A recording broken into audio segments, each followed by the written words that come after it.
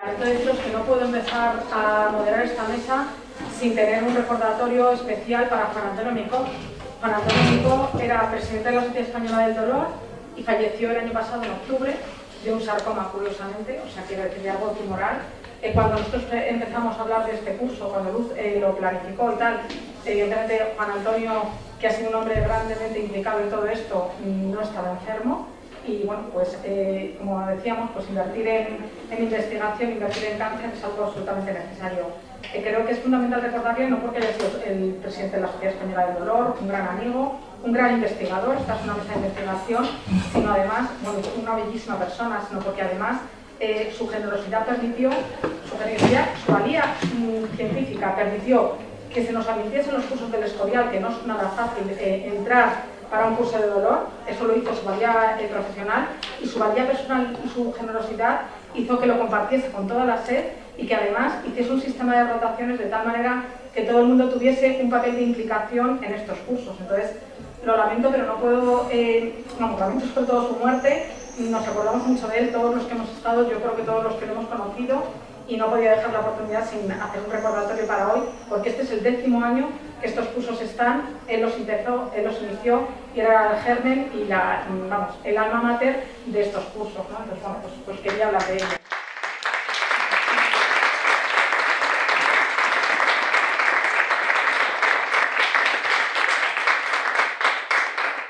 Bueno, y dicho esto, vamos a hablar de investigación contra el cáncer para invertir en vida y en supervivencia, ¿no?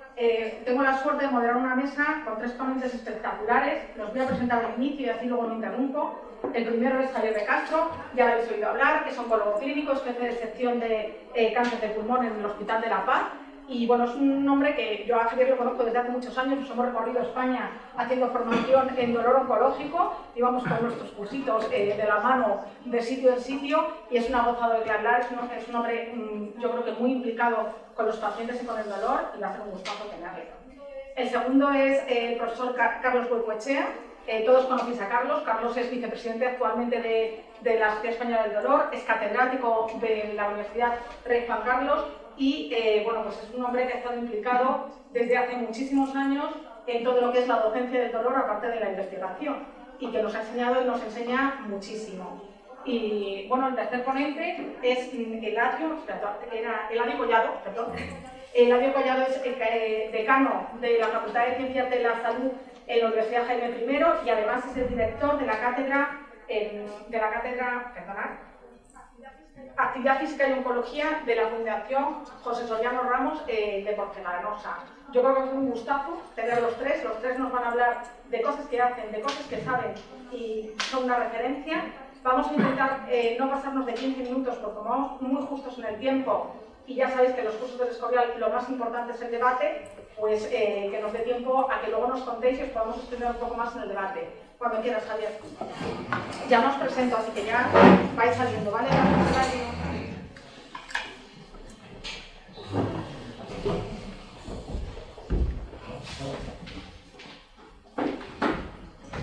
Pues nada, en primer lugar, daros las gracias a los organizadores, a Concha también, a la Sociedad Española del Dolor por estar aquí, por permitirme poder compartir con todos vosotros mi experiencia. La verdad que es un título que suena muy grandilocuente, y yo lo que voy a intentar modestamente es combinar cómo la práctica clínica, ya Matías lo ha puesto un poco y lo hemos comentado, cómo desde la parte de un oncólogo médico como yo, que ve pacientes de cáncer de pulmón, la importancia de llegar, por supuesto, a la investigación oncológica máxima, pero no olvidar que uno de los grandes problemas que tienen nuestros pacientes es precisamente el problema del dolor. A ver, ¿dónde se hace esto?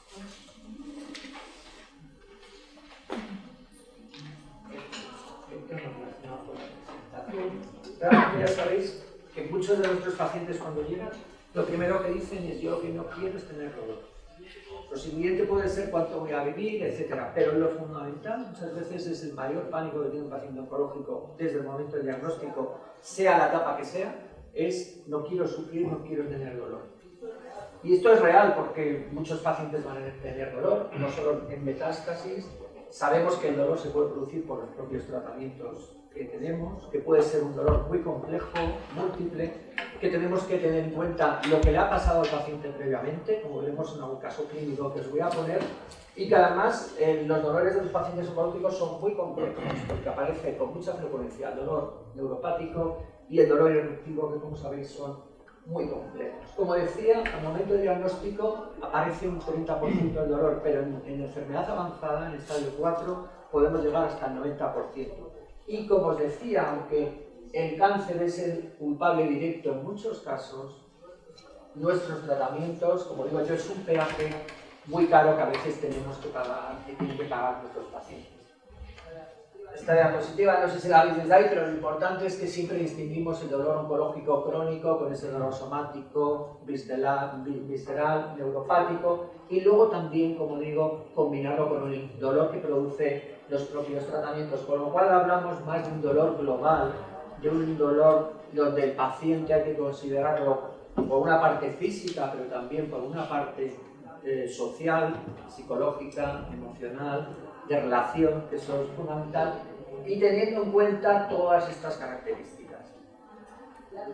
Ya desde hace muchos años se hizo una encuesta en Europa donde hay que reflexionar, y este es un problema que Concha y yo, como hemos dicho, vamos predicando por el mundo. Lo que pasa es que siempre predicas a los que saben o a los que ya están implicados, y no tanto. Lo cierto es que fijaos que a pesar de este problema, el 23%, casi un cuarto, no van a recibir dolor, o sea, tratamiento adecuado para el dolor, y del otro 75% yo me atrevería a decir que en muchos casos no es el adecuado.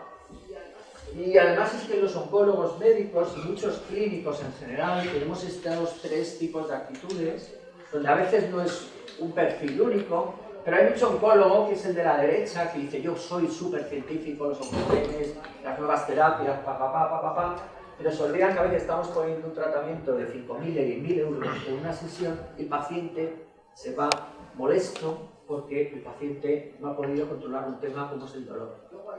Luego hay otro intermedio donde se dedica mucho al tratamiento de pacientes, lo cual es genial, pero sin olvidar que parte de ese beneficio va a venir de los nuevos tratamientos como intentaré hacer. Y todos estamos preocupados, con lo cual es un grave problema. Yo si me tuviera que definir, posiblemente soy una mezcla de los tres, pero sí que tenemos que tener un compromiso. Yo siempre digo que el oncólogo que no quiera afrontar el dolor del paciente, lo que tiene que hacer es dejarlo en manos del mejor especialista o del grupo de especialistas, pero que a un paciente no se le puede segmentar de esa forma tan clara. Antes hablabais de qué es el cáncer, y el cáncer es muy complejo. Todos conocéis la publicación inicial de Hannah y Weinberg, donde decía que necesitamos una serie de mecanismos para que se produzca un cáncer, y realmente lo malo del cáncer es que desarrolle la metástasis, que es lo que realmente mata a la persona. Pero fijaos en la derecha, y no sé si se ve desde atrás, pero hay dos puntos fundamentales, y es que las piezas, los tallos de esa flor, lo fundamental es, por una parte, las alteraciones genéticas y por otra parte, los procesos de inflamación. Y el proceso de inflamación, que ahora mismo se presenta como uno de los grandes paradigmas del cáncer, porque muchos mecanismos de inflamación son los que generan el cáncer, no solo los carcinógenos como el tabaco o el alcohol, sino infecciones, pero lo cierto es que la inflamación induce al cáncer y el cáncer se nutre de la inflamación. Y aquí el mecanismo del dolor es fundamental. Como sabéis, tenemos que tratar el dolor y la enfermedad en sí a través de un control sistémico general y de un control local. Dentro de los controles locales está la cirugía y está la radioterapia principalmente. Y de los tratamientos sistémicos, que los hacemos los oncólogos, tenemos la quimioterapia habitual, los tratamientos hormonales, sobre todo en cáncer de mama y en cáncer de próstata, y los nuevos tratamientos de los cuales hablaré después. Lo mejor es conocer casos. Fijaos, una mujer joven muy fumadora, un cáncer de próstata localmente invasivo que, como veis, infiltraba costillas y demás. Estos cánceres producen mucho dolor, muy complejo, los pacientes muchas veces tardan tiempo en ser diagnosticados, y una de las cosas que tenemos, esto es un estadio 3, potencialmente curable, la paciente empieza un tratamiento de quimio, radioterapia. Pero necesitamos que de forma paralela y desde el minuto 1 esa paciente reciba un tratamiento adecuado. Estas son las vías de la Sociedad Europea de Oncología, diciendo cómo debemos pasar de escalón a escalón, y también diciendo cuáles son los mecanismos más complejos, como son de dolor resistente como los neuropáticos que comentaba antes o los dolores resistentes habituales. Y la escalera analgésica ha sido fundamental, y no voy a insistir porque todos conocéis, pero en casos como este sabemos que si vamos escalón a escalón, posiblemente en apenas una semana vamos a llegar al tercer escalón, con lo cual ha aparecido este concepto que cada vez utilizamos más, aunque nos daba mucho miedo, de llegar a los opioides mayores de una forma rápida, porque es lo mejor para dolores complejos, para dolores muy potentes, y quedarnos en subir poco a poco lo único que hace es aumentar el sufrimiento de la persona. Con lo cual las titulaciones muchas veces las tenemos que adaptar a la situación del paciente en cuanto al uso de los tratamientos, pero cada vez, como digo, los oncólogos tenemos que pasar a dolores muy importantes como cáncer de páncreas, como se supone cáncer de pulmón, viendo la imagen, infiltrando costillas, desde luego a este tipo de tratamiento. La radioterapia es un tratamiento buenísimo para el control local y es uno de los que se utilizó con esta paciente. Entonces, la planificación de radiación de esta paciente, y fue muy bien en combinación con quimioterapia. Estamos hablando de un caso de hace 10 años. Fue muy bien y redujo mucho, pero al final, como había reducido tanto, decidimos ir a una cirugía radical, donde se extirparon incluso varias costillas, segundo y tercera costal. Es decir, esta paciente, la hemos visto hace unos días a la consulta, ha superado el cáncer con quimio, radio, cirugía. Esta paciente empezó con un tratamiento de opioides que ha tenido lógicamente que reducir. Es otro concepto muy importante, los opioides no solo es para enfermedad metastásica, es para cualquier dolor importante con independencia del estado en el que esté. Fijaos, esta paciente sí puede tener secuelas y el coste que ha tenido que pagar por curar un cáncer de pulmón localmente avanzado. Y esta paciente de vez en cuando sigue utilizando de forma crónica tratamiento analgésico sin llegar en este caso a opioides mayores. Con lo cual el papel de un tratamiento multidisciplinar es fundamental para el control del dolor y para el control del diagnóstico adecuado. Si no planificamos bien el diagnóstico, no tenemos el mejor tratamiento, y para eso necesitamos un grupo. En este caso, yo que me ocupo a pulmón, son el equipo, pero en cualquier tipo de cáncer tiene que haber un comité multidisciplinar. Y el comité multidisciplinar se ha demostrado que aumenta la supervivencia claramente en los pacientes. Fijaos otro caso, paracaidista, cáncer de pulmón, en este caso localmente avanzado, pero fijaos que tenía 2 cirugías por hernia discal, cirugía por descompresión del nervio cubital, fracturas costales postraumáticas, artritis séptica en la rodilla izquierda. Es decir, los pacientes tienen una mochila previa porque tenemos que asumir antes del cáncer. Y este paciente además tenía metástasis, y en este caso la metástasis ósea tenía un riesgo en ese fémur de fractura y hubo que utilizar cirugías. Yo recuerdo hace 15 años que cuando decías a un traumatólogo opera una metástasis con posible riesgo de fractura, decía, bueno, si se va a morir el paciente. Hoy en día es una práctica habitual incorporar la cirugía a estos tratamientos y funcionar de forma conjunta. Un caso, estamos hablando de casos donde hemos utilizado radiación, cirugía, quimioterapia. Vamos a lo que tenemos, armamentos más modernos. De nuevo un paciente joven, con una historia de dolor en el hombro izquierdo, un año de evolución, algo muy habitual, ese diafrucis que pasan los pacientes de especialista a especialista, y todo el mundo se centraba en el hombro y no se dieron cuenta que realmente tenía un cáncer de pulmón, como veremos ahora, y que además con un dolor complejo, con un componente neuropático y con una escala analógica visual, EVA, que es un poco el que mide la intensidad alta, y además con episodios de dolor irruptivo, que podemos definir como dolor irruptivo. Y era porque tenía, como veis, un cáncer localmente avanzado, en este caso metástasis, porque tenía también metástasis en los pulmones, pero como veis invadía prácticamente ese cuerpo vertebral. En este caso, en paralelo, siempre empezar analgesia, siempre valorar la mejor opción oncológica para el paciente. Y ya hemos apuntado antes que los 2 avances vienen de las terapias dirigidas y vienen de la inmunoterapia. En el cáncer de pulmón, las terapias dirigidas, como veremos, la utilizaremos en un 15% de pacientes porque se identifican. En el otro 85% no se identifican, y es donde la inmunoterapia ha supuesto un gran avance.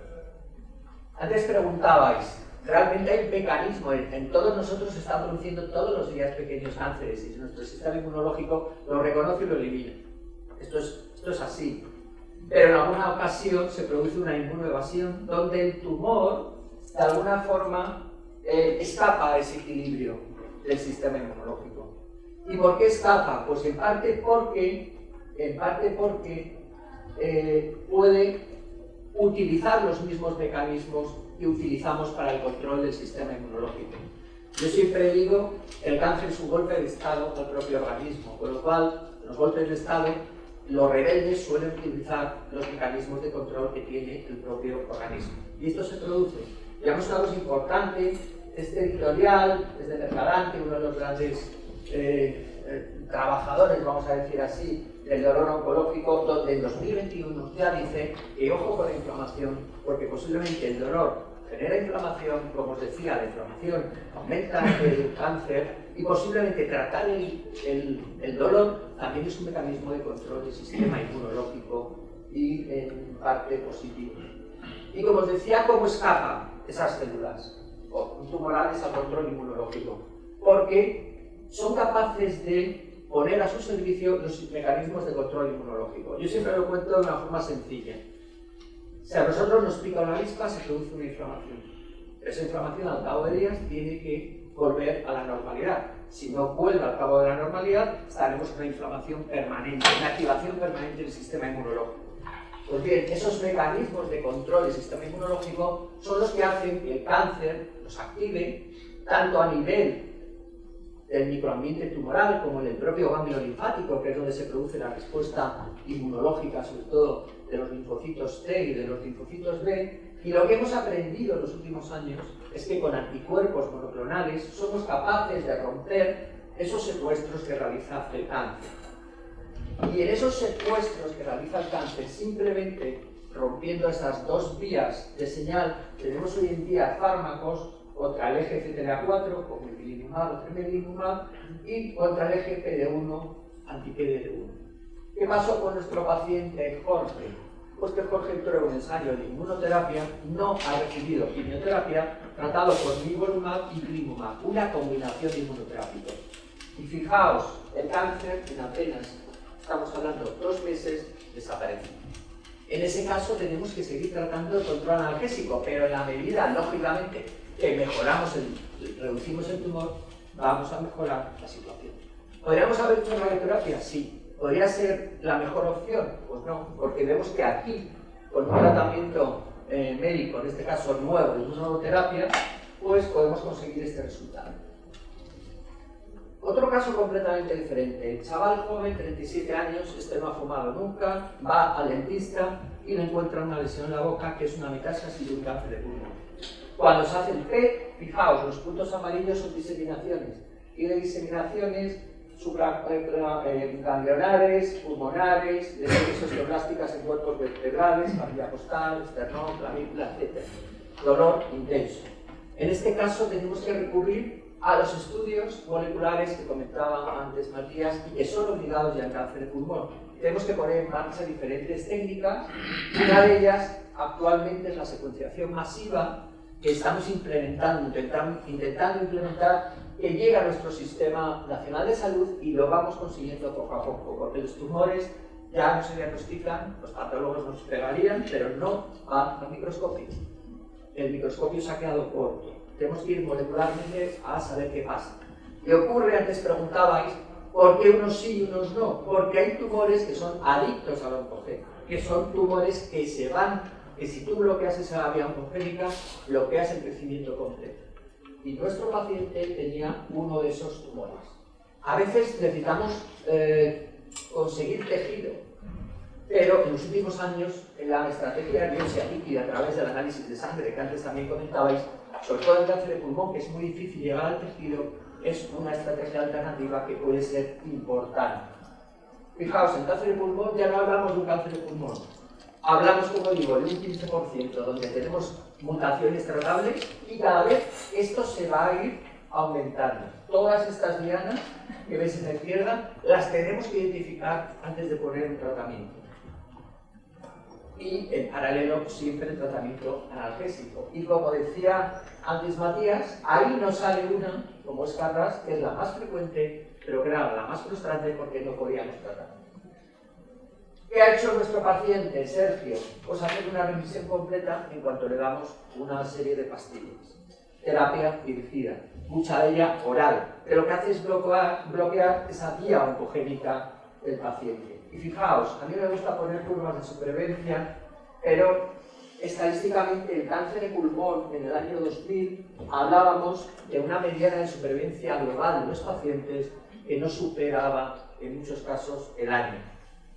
Un paciente con terapia dirigida, fijaos dónde están esas curvas. Sabemos que un 70% de los pacientes está vivo con pastillas más allá de los 5 años. Con lo cual este es un cambio estratégico porque ya no solo tenemos que vamos a tratamientos más eficaces, sino a prolongaciones de supervivencia que también son muy importantes. Y aparece el largo superviviente al cual tenemos evidentemente que seguir cuidando porque, entre otras cosas, es un paciente que tiene que pagar las secuelas, como decía, de los tratamientos dirigidos.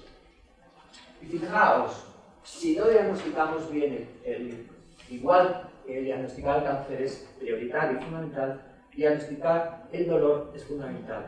Porque si no enredamos y mezclamos, y aparecen conceptos como el dolor eruptivo, que no va a insistir porque aquí hay gente que sabe de ello más que yo, pero que es fundamental porque de alguna forma sabemos que pueden ser dolores que sean maltratados, a veces considerados efectos de dosis, a veces considerados con tratamientos que no van a ser útiles pero que van a adormilar ineficazmente a un paciente. Pero en definitiva, el concepto de dolor eruptivo nos permite diferenciar dos tipos de dolor muy importantes que pueden tener los pacientes, que son los espontáneos, los que pueden aparecer muy difícilmente controlables, pero aquellos incidentales no tenemos perdón de Dios si no los tratamos adecuadamente porque se pueden de alguna forma prevenir. Un minuto, me quedan 2 diapositivas. De hecho, esta es una publicación reciente sobre el dolor eruptivo. Los factores que determinan la mejor satisfacción, uno de ellos es la edad, otro de ellos es estar bien tratado y otro de ellos es tener el tratamiento anticanceroso en situación buena. Con lo cual, el dolor oncológico, al igual que el cáncer, va en paralelo, debe ser tratado en paralelo. Yo siempre digo que si no se diagnostica algo correctamente, no lo vamos a tratar correctamente. No voy a hacer publicidad, pero en 2020 publiqué este libro precisamente para acompañar a los pacientes. Y una de las cosas que decía es que el sufrimiento físico no tiene sentido.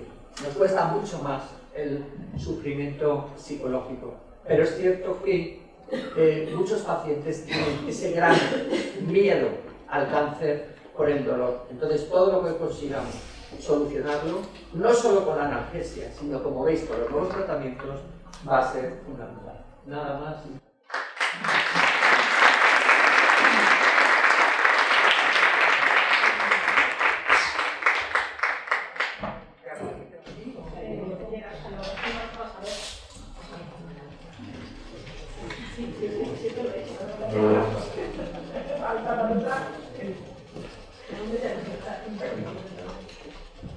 Bueno, pero yo cumplí. ¿Me ha dicho el minuto? Muchas gracias. Gracias, Ruth. Gracias, Víctor. Gracias, Gustavo. Gracias, María. Gracias, Concha.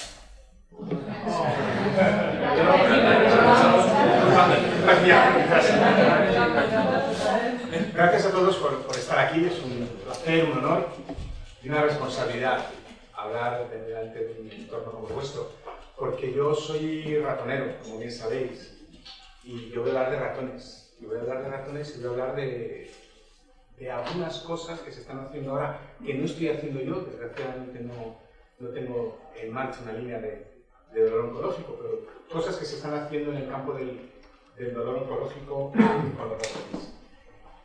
Veréis, bueno, la primera diapositiva era una diapositiva en la que os iba a enseñar la relación entre el dolor y el cáncer, que yo creo que ya casi vamos a saltar. Todos los cánceres provocan dolor, eso no hay ninguna duda, y provocan un dolor intenso. Es verdad que es una referencia un poco antigua, pero provoca ese dolor. Esa era mi primera diapositiva. Mi segunda diapositiva era un par de estudios, 3 estudios, la verdad es que todos del mismo grupo de investigación, que decían que el dolor crónico aumenta el riesgo de desarrollar un cáncer. Es verdad que son unos trabajos, insisto, todos del mismo grupo y tienen unos cuantos añitos ya, pero encontraban una relación entre padecer dolor crónico y desarrollar distintos tipos de cáncer. Hay una relación entre el dolor y el cáncer. Y estaría muy bien, además de trabajar sobre oncogenes, además de trabajar con terapias autoinmunes, cuerpos neuronales, intentar buscar algún sistema que atacara a la vez el dolor y el cáncer. Y eso es lo que se está intentando hacer ahora por algunos grupos. Bueno, esto simplemente os decía ya, para que vierais la proporción, que estamos hablando del 90% de los pacientes y aproximadamente un 70%, si lo consideramos de forma global, son cánceres con dolor. Pero es que también, como os decía aquí, no sé qué tal lo veréis, la mortalidad en un paciente sin dolor, o en un paciente con dolor, o en un paciente con dolor regional, con dolor generalizado, aumenta. Y estas son esas referencias que os quería enseñar. Con cualquier tipo de cáncer, en pacientes con dolor, el cáncer es más frecuente. Por lo tanto, la relación está clara. Vamos a intentar buscar esto. Bueno, este es un metaanálisis. Hay una relación, no es estadísticamente significativa, hay una tendencia, pero hay algo que relaciona el dolor y el cáncer. Tenemos que elegir entre tratar el dolor y tratar el cáncer. ¿Nos preocupa más tratar el cáncer y si quitamos el cáncer, quitamos el dolor? ¿Qué hacemos con el paciente que tiene dolor mientras tiene cáncer? Y más si vemos que hay una relación entre el dolor y el desarrollo del cáncer. Lo ideal sería poder trabajar en las dos direcciones. La relación entre el dolor y el cáncer está muy demostrada. Tenemos un montón de modelos animales, generalmente lo que hacemos es inyectar células tumorales en distintas partes del cuerpo y desarrollamos, pues en este caso, por ejemplo, veis ahí en verde cómo crece una población tumoral en un cáncer óseo. Cáncer óseo en el que no solamente inyectamos células óseas, sino que inyectamos distintos tipos de células tumorales. ¿Vale? No voy a entrar en detalles. Y también es muy importante, y también se ha comentado previamente, el papel que pueden jugar los propios tratamientos oncológicos para el desarrollo del cáncer. Taxanos, intestina, cisplatino, etc.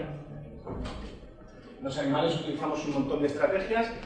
Buscamos evidentemente ver la proliferación celular, pero nos preocupa también mucho modelos como, y esto os lo pongo porque vamos a hablar un poco de ello después, cómo valorar la hiperalgesia y la alodinia, que son probablemente las dos herramientas diagnósticas que más utilizáis vosotros.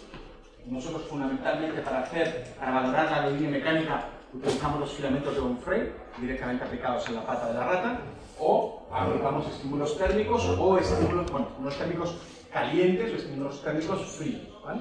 Y muy a menudo utilizamos el frío para valorar la alodinia al frío como signo del dolor neuropático. Luego podemos hacer cosas de conducta, podemos poner al animal a dar vueltas en la rueda, podemos valorar su actividad locomotora, utilizar un paradigma para animarle a que explore el exterior. Los animales, los roedores sobre todo, son animales que tienden a quedarse en el interior, son animales que permanecen ocultos. Solo un animal que no tiene ansiedad se va a atrever a salir a los brazos abiertos, o el test de la natación, y vamos a ver cómo nada un animal, también es un test que utilizamos para valorar depresión. Bueno, conductas animales que nos dan una pista sobre cuál es la respuesta que se produce con el sistema nociceptivo. El sistema nociceptivo, que no vamos a entrar en detalle porque ya lo conocéis muy bien, porque sabemos que hay distintos sitios en los que podemos encontrar dianas farmacológicas y tratar esas dianas farmacológicas, y evidentemente si lo queremos asociar con el cáncer, pues evidentemente cuando aparece un tumor, ese tumor va a estar directamente relacionado con el sistema nociceptivo. Todos tenemos en mente la idea de la presión que puede ejercer el tumor sobre el nervio, y eso puede provocar un dolor y un aumento de la estimulación neuronal y la transmisión de actividad nociceptiva. Pero no solamente es una relación puramente mecánica. Sabemos perfectamente bien que dentro de las células tumorales existen una serie de sustancias que van a ser liberadas, distintos tipos de sustancias proinflamatorias y pronociceptivas. ¿Por qué proinflamatorias? Porque evidentemente van a estimular y van a llamar al sistema inmune. ¿Por qué pronociceptivas? Porque todas estas sustancias tienen receptores en la membrana del nociceptor. Por lo tanto, van a estimular el nociceptor y van a provocar esa actividad, esa respuesta neuronal. Una respuesta neuronal nociceptiva, independiente del proceso puramente inflamatorio, pero que contribuye, lógicamente, a aumentar la sensación dolorosa. Y eso lo provoca el tumor, no solamente por la presión, sino por las sustancias que se liberan. Bueno, si hablamos de un dolor óseo, encima vamos a tener también a los osteoclastos, que además de andar rascando y comiéndose el hueso, también saben liberar sustancias inflamatorias que tienen también receptores en el nociceptor. Por lo tanto, el cáncer no provoca solamente dolor porque presione sobre el sistema nervioso, provoca dolor porque estimula el sistema nociceptivo, estimula las neuronas que se encargan de transmitir dolor. Y creamos así, evidentemente, un ciclo vicioso entre dolor, cáncer, cáncer y dolor. No solamente estamos estimulando esas neuronas, sino que hemos visto que en situaciones de dolor oncológico, dolor experimental, fijaros, la sobreexpresión de fibras nerviosas, de fibras nociceptivas que se generan. Muchas de ellas contienen TGRP, uno de los principales neurotransmisores implicados en la transmisión de la información nociceptiva.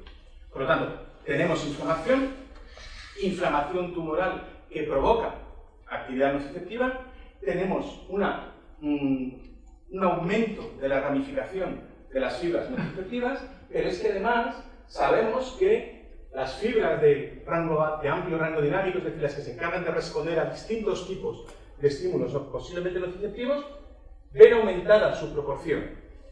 Ven aumentada su proporción en situaciones de dolor oncológico. El tumor genera inflamación, el tumor facilita la ramificación neuronal, el tumor facilita la expresión de neuronas que van a transmitir la información de forma mucho más rápida. Por lo tanto, al final a la médula espinal está llegando mucha más información nociceptiva. Pasamos de una proporción 3:4:1 a una proporción 5:6, ¿vale? Mucho más. Por lo tanto, simplemente por resumir esta primera parte, es evidente la relación entre tumor y cáncer, es evidente que el tumor provoca dolor por presionar el sistema nervioso, pero también se generan distintas sustancias que modifican la inervación, que modifican el ecosistema que rodea el tumor y por lo tanto el sistema nociceptivo, que los nociceptores no son iguales, hay modificaciones en esas neuronas que transmiten la información y que todo eso evidentemente va a provocar fenómenos de sensibilización periférica. En primer lugar, no vamos a hablar de la sensibilización periférica y en segundo lugar, si ese estímulo se mantiene, lógicamente, sensibilización central. Dolor y cáncer, muy relacionados. Por lo tanto, tiene toda la lógica del mundo tratar el dolor y el cáncer a la vez o buscar una diana que trate a la vez el dolor y el cáncer. Buenas noticias. Estamos trabajando en ello y tenemos resultados muy chulos. Estamos, la comunidad científica, ¿vale? No son resultados míos. ¿Por qué? Porque vamos a meter, como bien decíamos antes, vamos a meter al sistema inmune. Vamos a meter al sistema inmune.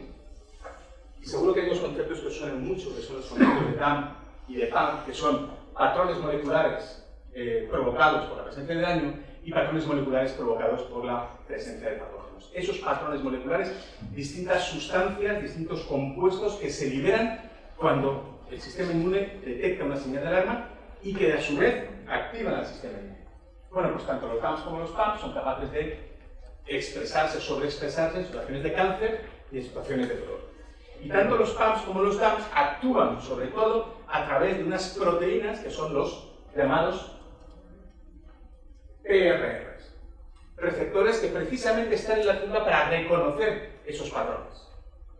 Y cuando la célula reconoce esos patrones, evidentemente responde en consecuencia. Algunos de ellos. Evidentemente no quiero que los memoricéis, tampoco me los sé yo todos, faltaría más. El de arriba me parece que sí, que probablemente os puede sonar y es muy importante, los receptores Toll-like, los receptores TLR, que están ahí en la primera línea de la activación del sistema inmune innato y que son muy importantes para el desarrollo de un proceso inflamatorio, pero hoy quiero enseñaros el llamado receptor STING. Mirad, si miramos en toda la bioquímica de la célula, vemos esos receptores CDR que están implicados en distintos fenómenos, vemos otro tipo de receptores que también son muy importantes. Todo esto, toda la activación del sistema inmune, al final lo que provoca es que se liberen sustancias proinflamatorias, muy variadas, citoquinas, interleuquinas, factores de crecimiento, etcétera, etcétera. Todas esas sustancias que se liberan generan, favorecen la aparición de la respuesta inflamatoria. Entre ellas, hoy estamos hablando un poquito del interferón. El interferón es una de esas sustancias que se liberan en situaciones de inflamación y el interferón está muy relacionado con el receptor STING. El receptor STING es un receptor que está en el retículo, una de las partes de la célula, y cuando ese STING reconoce una señal de daño, un DAM, provocado por el dolor o provocado por el tumor, como veremos ahora, responde liberando interferón. Y ese interferón tiene un papel muy importante disminuyendo la actividad del tumor, disminuyendo la actividad del tumor. STING y dolor están relacionados, porque inflamación y dolor están relacionados. Mirad, os voy a resumir algunos resultados de dos papers que hablan sobre STING. STING libera interferón, y al liberar interferón, por un lado, evita la proliferación de distintos tipos de señales de alarma, como puede ser un crecimiento de virus, de bacterias, pero puede también estimular el sistema inmune, y esa actividad del sistema inmune podría, conceptualmente al menos, bloquear esos receptores tumorales, bloquear ese crecimiento tumoral. Estos investigadores fueron a buscar STING en distintas partes del sistema nervioso y se fijaron en lo que pasaba en el ganglio de la raíz dorsal. Y en el ganglio de la raíz dorsal, no sé qué tal lo veréis, en rojo aparece marcada la presencia de ese receptor STING, en gris la presencia de células tumorales. Si os dais cuenta, aquí aparece colocalización entre las células y STING, y esto, que es un animal que carece del receptor STING, si no hay marcador no aparece. ¿Qué significa esto? Que en el ganglio de la raíz dorsal se expresan células que tienen ese receptor STING. ¿Qué células? Pues fijaros, curiosamente, neuronas peptidérgicas. Esas neuronas que sabemos que están más implicadas en la transmisión de la información nociceptiva. No solo las peptidérgicas tienen funciones nociceptivas, pero casi todas las que tienen funciones nociceptivas son peptidérgicas. Por lo tanto, sí que parece que hay una relación, un solapamiento entre neuronas que transmiten información nociceptiva y la presencia de STING en los núcleos, en los ganglios de esas neuronas nociceptivas. Seguramente, como trabajáis en oncología, muchos de vosotros sabéis perfectamente bien que el uso de interferón no está muy de moda, o estuvo muy de moda y dejó de usarse mucho por la cantidad de efectos tóxicos que produce. De hecho, luego si queréis en la discusión hablamos de un paper publicado muy recientemente que va justo en contra de esta idea de utilizar o de volver a fijarse en el interferón. Pero bueno, en este momento lo que se está trabajando son con agonistas del receptor STING. Sustancias como estas dos que veis aquí, fijaros sobre todo en AVS100, que ya está en ensayos clínicos, ya se está probando en humanos. Estas sustancias lo que hacen es estimular ese receptor que va a producir esa activación y liberación de interferón. Ya sé que desde el fondo se ve mal porque yo he estado en el fondo. Solo quiero que os fijéis en que la aplicación de estos distintos agonistas por vía intratecal directamente en la proximidad del ganglio, lo que producen es, en este caso, un aumento del umbral. Siempre que hablemos de aumento del umbral, estamos hablando de más resistencia al dolor, ¿vale? Aumento del umbral es que necesitamos más presión para provocar la retirada de la rata, por lo tanto suponemos que al animal le duele menos, o le duele... Sí, le duele menos, ¿vale? Hay un aumento del umbral después de la administración de estos agonistas, tanto por vía intratecal, como decíamos, como aquí se lo está poniendo, ¿vale? Modelo de dolor neuropático, con administración de paclitaxel, un antitumoral que genera una respuesta neuropática, un dolor neuropático, tanto en humanos como en pacientes. Por eso nos gusta tanto ese modelo, porque es muy translacional. Bueno, pues cuando se administra paclitaxel en este animal y se provoca un dolor neuropático, la administración de estos agonistas del receptor STING, como veis aquí, recuperan el umbral, aumentan la respuesta. Y este aumento de la respuesta lo que nos está diciendo es que el animal aguanta más y mejor. Tanto en un modelo de dolor neuropático por antitumorales, como en un modelo de dolor neuropático por construcción del nervio ciático.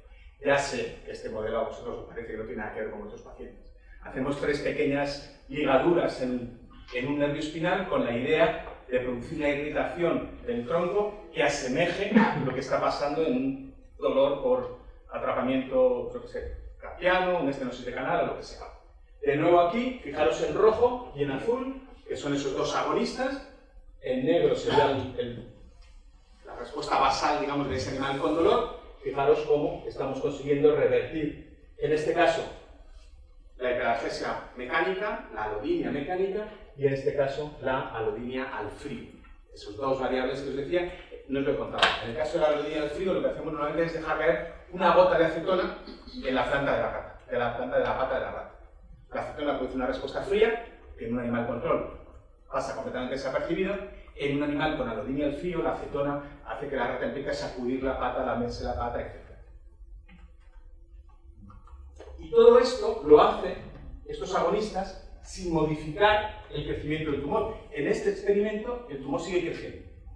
Por lo tanto, el efecto que estamos produciendo es un efecto que es independiente del efecto de STING, o de los agonistas de STING, sobre el tumor. ¿Vale? Bueno, esto es lo mismo, pero aquí simplemente con otro modelo de dolor oncológico demuestran que los astrocitos, esas células gliales que están presentes en la médula espinal y que son muy importantes en la cronificación y la aparición del proceso de sensibilización central, los astrocitos, como veis aquí, aparecen disminuidos después de la administración del fármaco. No así la microglía, que sabéis que juega un papel muy importante en el inicio del dolor oncológico y el dolor crónico, en el mantenimiento del dolor crónico son menos relevantes.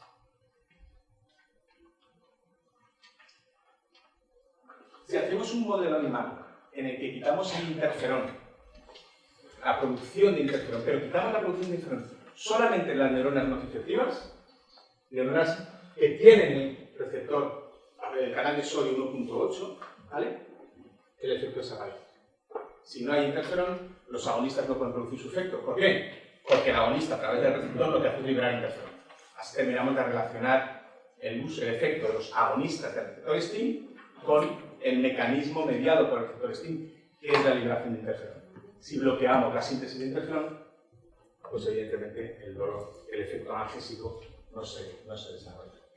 Se ha probado en primates, el resultado es muy parecido, y la propuesta de estos autores es, en el ganglio tenemos una serie de células que cuando el receptor STING que está en el retículo es activado por la razón que sea, STING lo que va a hacer es liberar interferón, y el interferón, por un lado, va a actuar sobre la propia célula, bloqueando los canales de sodio, bloqueando los canales de calcio y, por lo tanto, bloqueando la transmisión de información nociceptiva, y por otro lado, este mismo interferón puede salir de la célula, llegar de forma paracrina a otras células y producir exactamente el mismo efecto. Es decir, dentro del propio ganglio, ese interferón se va moviendo y va estimulando distintos receptores. ¿Bien? Un minuto para explicaros el siguiente artículo, que es directamente una aplicación de los mismos autores. Vale, hemos demostrado que STING, por un lado, y esto no lo demostraron ellos en concreto, por un lado disminuye el crecimiento tumoral, hemos demostrado que STING actúa sobre el sistema nociceptivo. ¿Qué pasa si buscamos o estudiamos los agonistas de este receptor en un modelo de dolor oncológico?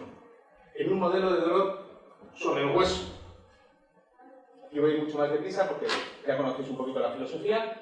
Rojo es algo esencial, es decir, es ese agonista del receptor. Y Z es el ácido zoledrónico, un bifosfonato que se utiliza clásicamente para el dolor, para el cáncer de hueso. Bueno, pues como veis, en rojo, con respecto al azul, que sería el control, la alodinia mecánica disminuye, la alodinia al frío disminuye, y el dolor espontáneo, las sacudidas de los animales sin que venga al cuento, que son sacudidas que creemos que están relacionadas con la aparición de un dolor espontáneo, también se ven modificados. Por lo tanto, sí, la propuesta es que estos agonistas podrían tener algún efecto, porque además son capaces de aumentar la actividad locomotora. Esto que veis aquí, estas rayitas, son animales, es un animal recorriendo una caja, ¿vale? Seguimos el recorrido de ese animal. Esto es un animal con dolor oncológico, el modelo de dolor, el modelo de tumor oncológico, de tumor óseo. Este es el animal tratado. El animal tratado se mueve más y mejor. Si se mueve más y mejor, suponemos que es porque está más a gusto.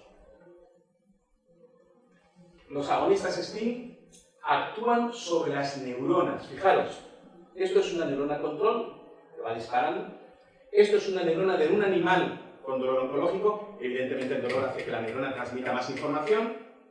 Si administramos ese agonista, el potencial de acción, como veis ahí en rojo, cae. La neurona transmite menos información no efectiva. Pero es que estos agonistas STING, además de estar actuando sobre las vías del dolor, están disminuyendo la destrucción ósea. Están haciendo que tanto el hueso clavicular como el hueso cortical estén siendo menos dañados. Están actuando directamente sobre la formación de huesos, sobre el osteoclasto. Y que están modificando la actividad no efectiva, modificando la degeneración ósea y bloqueando el crecimiento del tumor. Fijaros, esto es un tumor en un animal normal, esto es un tumor en un animal tratado con ese agonista del receptor STING. Yo creo que solamente con ver el dibujo por fluorescencia, la imagen por fluorescencia, veis que el tamaño del tumor está mucho más reducido. Y ya termino. No solamente aparece un modelo de dolor oncológico óseo, sino que en otros modelos de dolor óseo, como puede ser en este lo que se hace es fracturar el hueso del ratón, y eso produce un dolor óseo. Está a mitad de camino, yo discrepo un poquito de estos autores, modelo de dolor óseo, esto se asemeja mucho más a un síndrome de dolor regional complejo, en el que se produce una fractura, se produce un daño, y ese daño se mantiene. Bueno, pues en esa situación, de nuevo, fijaros el azul, que es el control, fijaros el rojo y el verde, como tenemos una mejoría en todas las variables que tienen que ver con ese modelo. Fijaros, 42 días después, el efecto analgésico se mantiene. Por lo tanto, es una diana a largo plazo. No es simplemente pongo el fármaco que produzco el efecto, sino que pongo el fármaco y el efecto se mantiene durante mucho tiempo. Y ya está, esta es mi última diapositiva. ¿Podemos?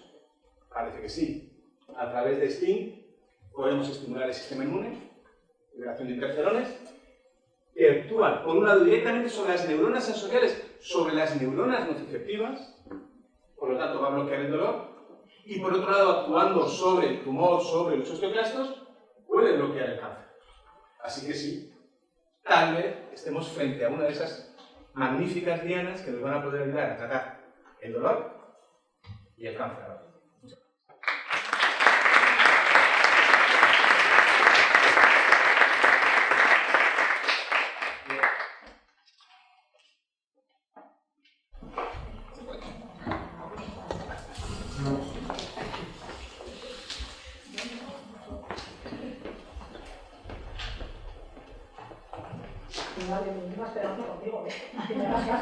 Córtame cuando quieras. Este profesor universitario estoy acostumbrado a hacer clases de 2 horas. Pero a veces los alumnos quieren que nos demos prisa. Bueno, en primer lugar, pues ya me ha presentado Concha, agradeceros la oportunidad de estar aquí. La verdad que fue una grata sorpresa que nos llamarais, es así. Y os lo agradecemos de corazón. No solo yo, sino la gente que hay detrás del proyecto. Y de hecho, esta presentación la han revisado 30 personas, para que lo sepáis. Porque lo han revisado un grupo de las pacientes que tenemos en la cátedra. Bueno, yo no voy a hablar ni de ratones ni de tratamientos, yo voy a hablar de personas. Y quería empezar a presentaros a estas 2 personas. Probablemente a una de ellas la conocéis y a otra no. Estas 2 personas tienen algo en común y es porcelanosa. Las 2 son imagen de porcelanosa. Y os diréis, ¿y por qué? Bueno, iremos entendiendo las cosas poco a poco.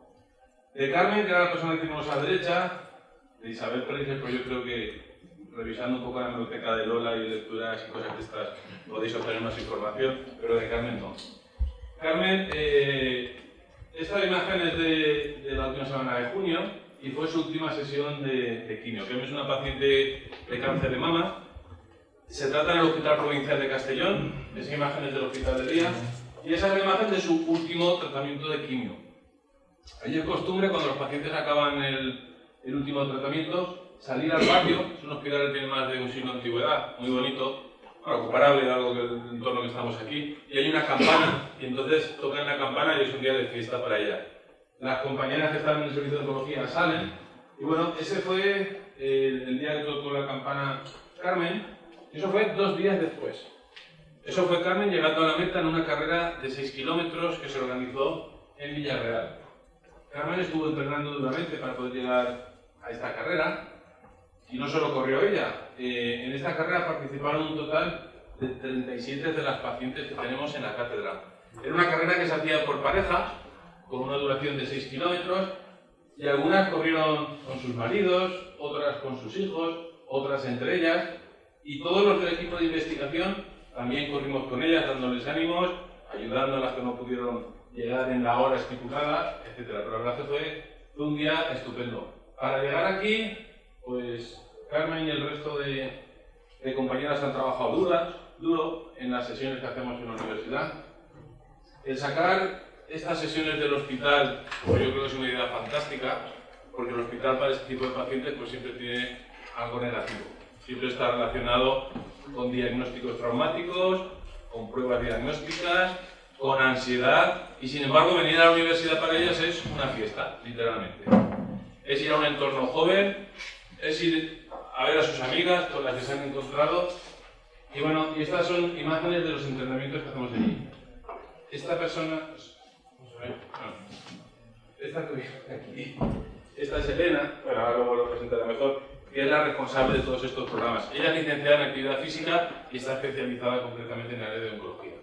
Cuando acabó la carrera esta de los 6 kilómetros, desde la organización el speaker hizo subir al podio a las 37 mujeres, les hicieron un regalo y estuvieron aplaudiéndolas como 3 minutos, conté yo aproximadamente. Y allí lloramos todos. La verdad que estoy hablando como me emociono un poco. Bueno, antes Luz al principio ya está hablando de que hablamos del cáncer. Matías también ha hablado de la cardiotoxicidad, porque es así. Carlos también está hablando de que casi todos los cánceres pues, están relacionados con el dolor. Yo aquí me gustaría incorporar la fatiga, que es algo muy importante para estas pacientes. Y luego, algo que no se ha hablado aquí, y para eso creo que nos han invitado, es los beneficios que tiene el ejercicio físico. Hay evidencias científicas y la propia OMS reconoce que el ejercicio físico es la intervención no farmacológica más eficaz en la promoción del bienestar físico, mental, emocional, funcional de estos pacientes con cáncer. Es excepcional para complementar los tratamientos a nivel de tolerancia, disminución de la cardiotoxicidad y luego ofrecer algunos resultados. El problema está que obviamente los oncólogos no están formados en este ámbito y llega el momento de decir, sería recomendable que usted hiciera ejercicio físico, le iría muy bien. Pero, ¿qué tipo de ejercicio físico? ¿Cómo? ¿En qué condiciones? ¿Dónde? ¿Quién puede dirigir este tipo de ejercicios? ¿Cuál es el momento óptimo? ¿Qué puede hacer el paciente? ¿Qué no puede hacer? Y tampoco cree que hay recursos privados que puedan ayudar a estos pacientes. Pues Madrid no sé si se lo harán, al menos en Castellón no lo hay y es algo muy complejo. Y bueno, y aquí es donde surgió todo. Esta es Elena García. Elena García, empezamos a dirigir la tesis Carlos Hernando, que está ahí a mi izquierda. Él es licenciado en actividad física y actividad física y deporte en la Universidad de Jaume I. Y empezamos justo a dirigirle la tesis del tema que ya nos propuso, que era demostrar los beneficios de un programa de actividad física en mujeres en tratamiento sistémico de cáncer de mama. La N que teníamos para este ensayo eran 60 pacientes. Tras pasar pues, todos los permisos y una pandemia por medio que nos hizo modificar el planteamiento de arriba abajo, que bueno, aquí nos veréis a todos con mascarilla y es que tuvimos que replanteárnoslo todo absolutamente por la pandemia. Bueno, cuando acabó el ensayo, fuimos al hospital a decir que ya habíamos acabado el estudio, que ya no necesitábamos captar más pacientes y teníamos aproximadamente 30 solicitudes de pacientes que querían incorporarse al programa. Alfredo Sánchez, que es el director del Servicio de Oncología de la Universidad Provincial, y Eduardo Martínez Dueña, que es el responsable de los ensayos clínicos de allí, me acuerdo que me cogió del hombro y me dijo, Ladio, haz lo que quieras, pero esto ya no lo podemos parar. Porque claro, estas mujeres iban al hospital de día, hablaban entre ellas y el boca a boca hizo el resto. Esto hizo que empezáramos Elena y yo a darle vueltas a la cabeza y efectivamente la experiencia había sido tan grata, los beneficios estaban siendo tan buenos para este grupo de mujeres que empezamos a llamar a puertas. Y hace más o menos un año, porque fue en julio, yo estaba de estancia de investigación en la Universidad de Zaragoza, se nos ocurrió llamar pues, a una buena puerta en Castellón. Yo creo que si les hablo de Castellón, pues pensarán a lo mejor en el aeropuerto de Castellón, les vendrá a la cabeza, el Villarreal Club de Fútbol, por supuesto, y como no les vendrá a la cabeza, Porcelanosa. Bueno, esta imagen que veis aquí es una imagen de José Soriano Ramos, que es uno de los cofundadores de la empresa de Porcelanosa. ¿Vale? Una persona pues, que todo el mundo le tiene muchísimo cariño en Villarreal, porque hizo muchísimo por el pueblo, con unas profundas raíces cristianas, gran trabajador. La imagen de la bicicleta es mítica porque ya introdujo el transportarse, el moverse dentro de las fábricas que tienen con bicicletas. Bueno, cuando falleció, sus hijas, María José Soriano y Sonia Soriano, crearon esta fundación, la Fundación José Soriano Ramos. Es una fundación, tampoco es una gran fundación, no nos vamos a engañar, pero sí que tenía, uno de sus objetivos tiene un componente social importante. Bueno, les vendimos el proyecto, les invitamos a la universidad, y ¿cuál fue nuestra sorpresa? Que me dijeron, Eladio, vamos a apoyar tu idea. Y creamos, en noviembre del 21, la verdad que tenemos poco tiempo, la cátedra de Actividad Física y Oncología, que adquiere el nombre de la Fundación José Soriano Ramos. La presentación pública fue el 14 de febrero y la verdad es que tuvimos pues, un gran impacto y un apoyo total por parte de la gerencia, las direcciones médicas, servicios de oncología, asociaciones de pacientes, los propios pacientes. La verdad es que fue una presentación que tuvo mucha trascendencia y fue algo muy grato. Esta es nuestra página web, no vamos a navegar ahora, pero sí que os invito a que si tenéis un poco de curiosidad o mañana cuando volváis en el AVE cara a vuestros destinos de origen, pues que naveguéis y podáis ver quién somos el equipo. Veréis que somos un equipo totalmente multidisciplinar, los proyectos que tenemos en marcha, la base científica que le intentamos dar a todo lo que hacemos y bueno, una serie de noticias, también gente que colabora con nosotros, un grupo de voluntariado, etc. Únicamente he querido dos pantallazos. Bueno, hace referencia a lo que es el origen y el objetivo. ¿Vale? Promover y liderar actividades de investigación, formación y difusión de conocimientos vinculados a los beneficios de la actividad física en los pacientes oncológicos. Luego, en la medida de nuestras posibilidades, porque somos poca gente y un poco de dinero, porque es así, estamos creciendo, pues ayudar a mejorar la calidad de vida y el bienestar máximo número de pacientes, siempre con programas de actividad física basados con las últimas evidencias científicas. El fin último, y aprovechando que tenemos aquí algún gerente que parece que es buena persona, pues generar suficientes evidencias científicas para que desde las administraciones públicas se planteen el complementar los tratamientos oncológicos, que obviamente hay que priorizar, pero este es un tratamiento más, y es considerarlo como tal y que este tipo de recursos y alternativas se pudieran ofertar a los pacientes desde la propia sanidad pública. Luego, obviamente, todo lo que hacemos en la cátedra está consensuado con sus oncólogos y, de hecho, la vía de acceso siempre es el servicio de oncología y, lógicamente, es totalmente gratuito. Lógicamente, el cáncer no entiende de clases sociales, es una enfermedad que, además, incorpora un componente social trascendental y muchos de los pacientes, pues, los recursos que tienen son limitadísimos. Si tuvieran que acceder de una manera privada a lo que nosotros les ofertamos, para ellos sería totalmente imposible. Bueno, les invito, si les apetece, la cátedra lo tienen todo. Esto también va a ser un gran logro si logramos al final arrancar, porque Castellón no es Madrid, y es así. Hemos puesto en marcha el diploma de especialización en actividad física y oncología. Lógicamente no hay licenciados en actividad física especializados en esta área. De hecho, solo hay un posgrado que se imparte aquí en Madrid. Elena lo hizo aquí en Madrid. Entonces, nuestra intención es disponer de una bolsa de gente formada específicamente en nuestras instalaciones, con nuestros programas, para luego poder nutrirnos de esta bolsa y que se pueda también nutrir la administración pública de este tipo de profesionales formados. Bueno, ¿qué hacemos? Voy a ir rápido. Sencillamente sí que quería, pero ya digo que estas presentaciones que me las han hecho las pacientes. Entonces ellas querían que presentara algún dato. Digo, pues presentaremos algún dato. Este es 4 pinceladas de lo que hicimos en la tesis de Elena. Teníamos mujeres diagnosticadas de cáncer de mama en tratamiento oncológico sistémico, todas en el Consorcio Hospitalario Provincial de Castellón. Planteamos un ensayo clínico con 2 grupos. El grupo todas tenían prescripción de actividad física. La diferencia es que uno de los grupos tenía sesiones que estaban individualizadas, ¿vale? Personalizadas, dirigidas y supervisadas presencialmente por Elena, por un profesional especialmente formado. Eran sesiones, 2 sesiones semanales de 60 minutos, y el grupo control sencillamente tenían una prescripción de actividad física, que es lo que tienen los pacientes.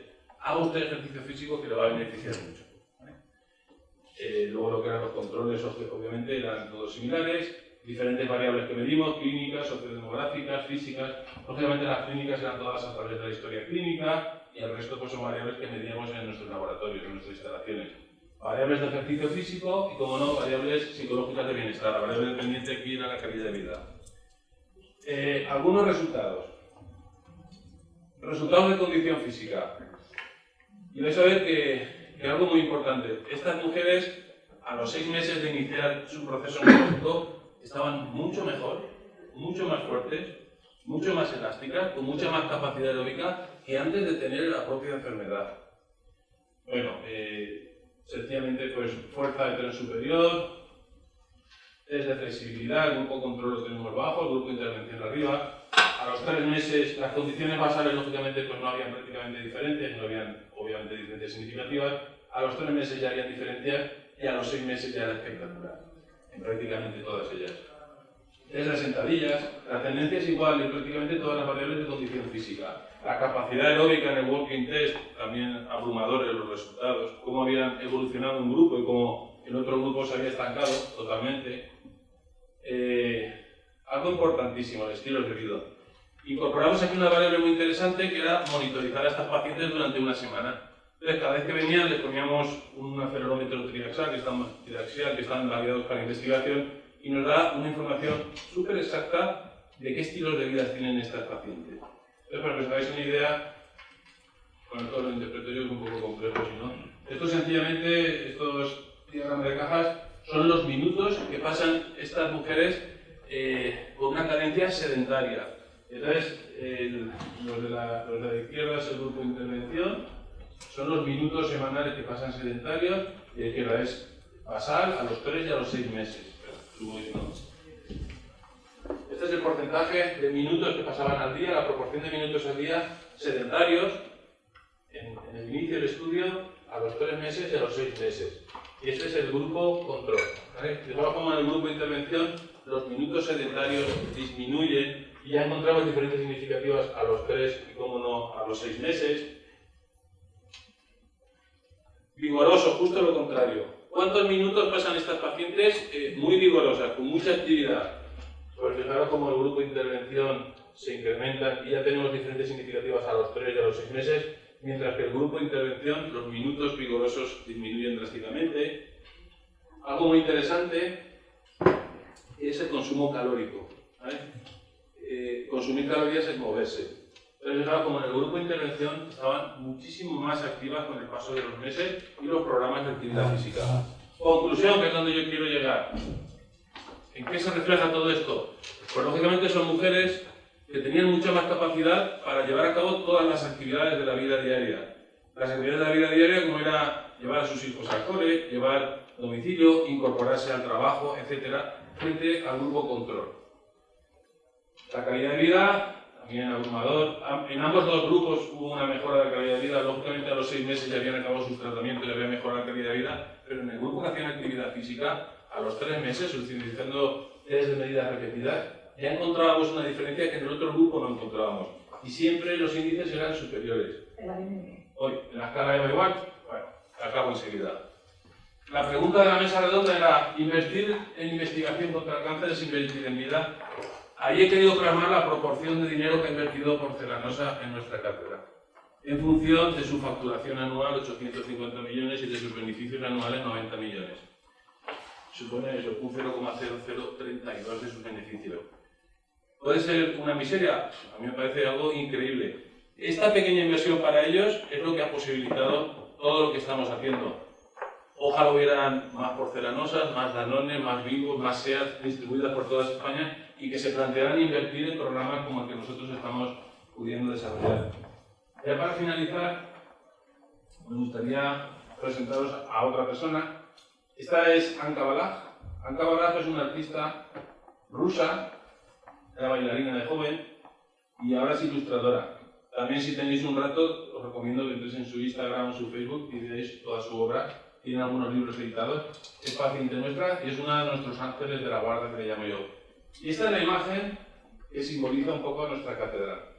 Ella siempre hablaba de su cáncer como tener que mover un elefante.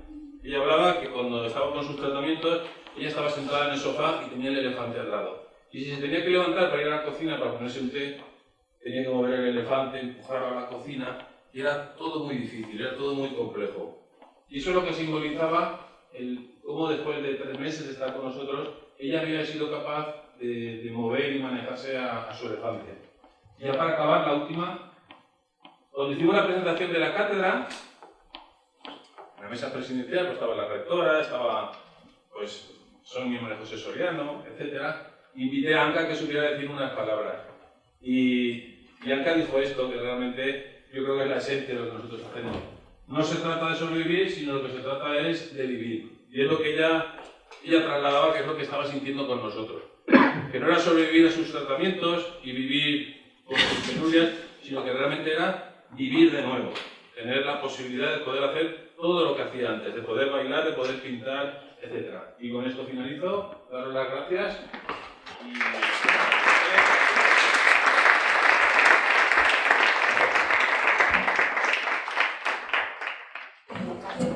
Bueno, nos quedan...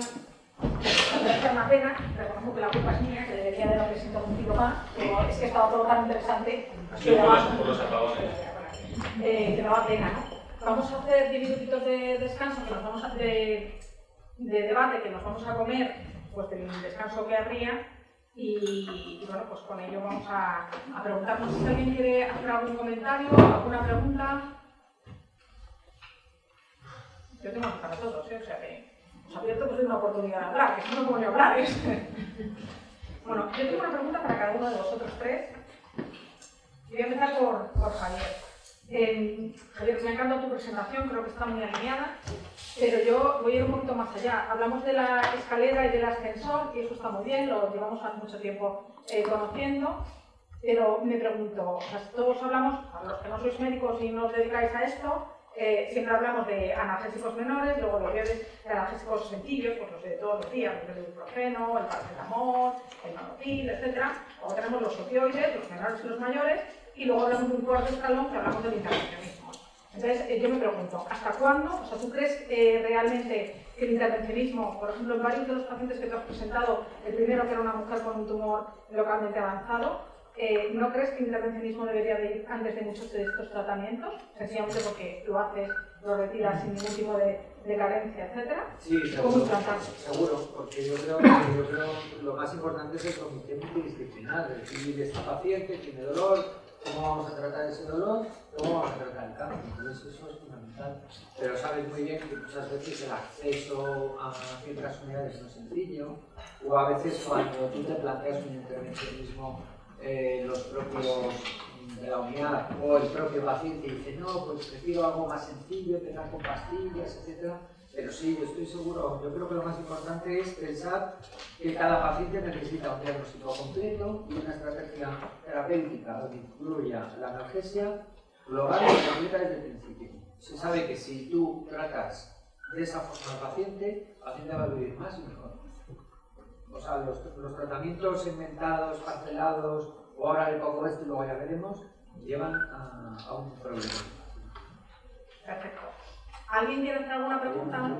Yo no sé si tienes un poco la pregunta que has hecho tú, ¿no? Yo creo que a mí me parece muy interesante que cuando un paciente los oncólogos, yo creo que es muy interesante que haya por lo menos unos días determinados para que los comités interdisciplinarios puedan abordar este paciente, ya no solamente el específico oncológico, sino bueno, las otras formas de abordar el dolor, incluso ahora lo que ha dicho David, los modelos derivados, incluso en actividad física. Quizás debería ser algo que deberíamos, todos los que estamos implicados en el tratamiento de los pacientes oncológicos, sensibilizar la experiencia, ¿no? Nuestros cuidados, porque estamos muy inmersos en nuestro sistema asistencial y nos cuesta mucho derivar un día justo para interactuar con otros comités. Yo creo que eso sería lo más interesante.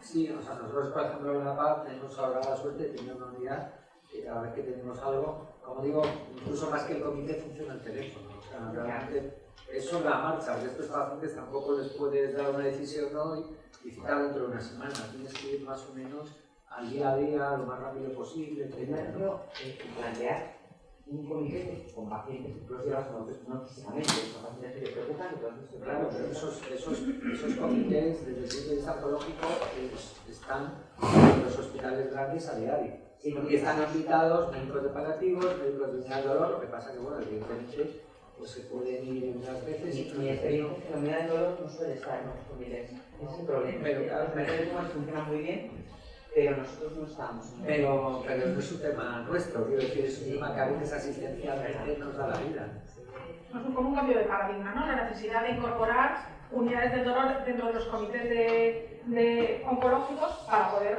abordar al paciente de una manera mucho más completa. Carlos, para ti tengo también otra pregunta, si nadie tiene preguntas.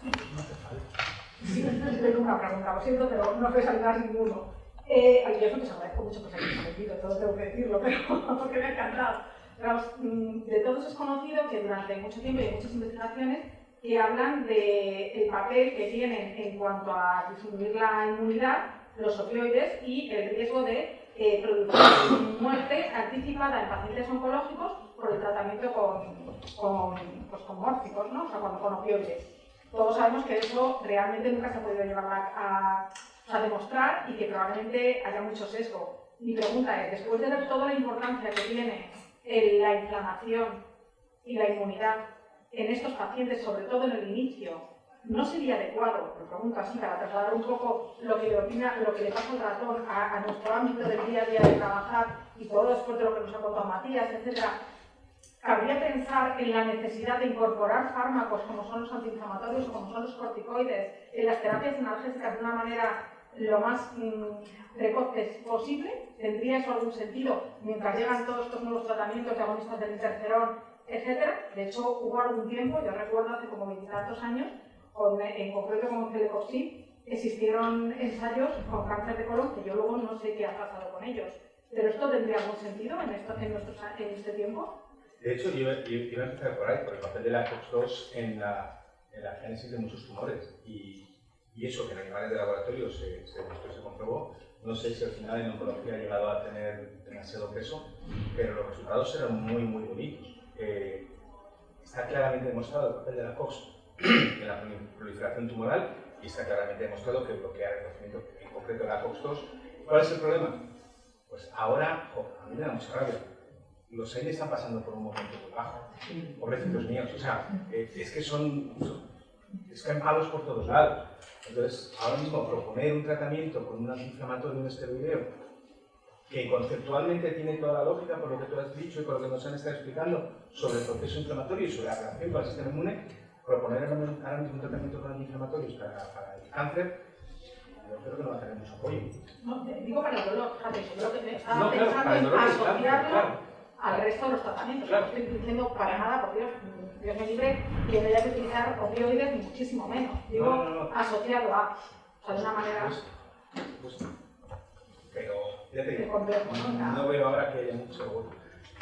Si es que el sistema inmune es el puto amo, es que es el que está ahí. O sea, hay que hacerle caso, es el que está controlándolo todo y es hacia donde van todas las ganas. En onco, por supuesto en reuma, por supuesto en cardio cada vez más.